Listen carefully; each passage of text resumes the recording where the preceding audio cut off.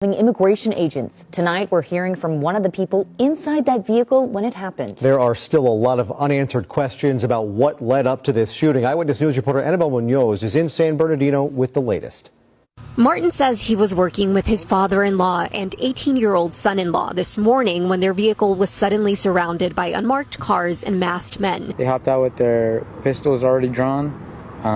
Then they proceeded to ask us to lower the window and open the doors. Martin stresses they asked, but masked agents did not identify themselves. They stay in the locked car as agents insist they come out. Moments later, they shatter 2 windows. Hey, you can't do that! Once the glasses were shattered, my father-in-law feared for his life from his perspective, and so I guess the car was already in drive, so he drove the vehicle away from where those agents were at. 3 gunshots can be heard. Thank God the bullets didn't go through the truck. They just got stuck into the door. But they were aimed at my brother-in-law, who was in the passenger front. The family sought the help of San Bernardino police, who arrived at their home. We made a report with them. They told us FBI wasn't going to contact with us. They say instead it turned into an hours-long standoff with several federal agencies showing up at their home.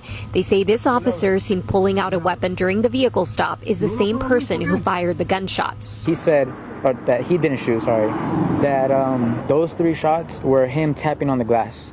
But we have bullet holes in the side of the vehicle now. The Department of Homeland Security released a statement saying in part that during a vehicle stop, a subject refused to exit his vehicle and tried to run CBP officers down, saying he struck 2 officers with his vehicle, and that one officer had to discharge his firearm in self-defense. The video we reviewed does not show the driver trying to run the officers down.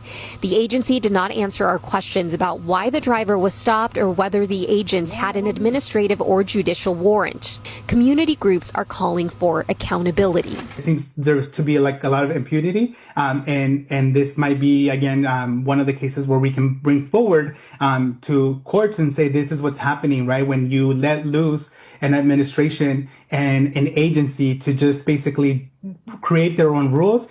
Annabelle Munoz, ABC 7 Eyewitness News.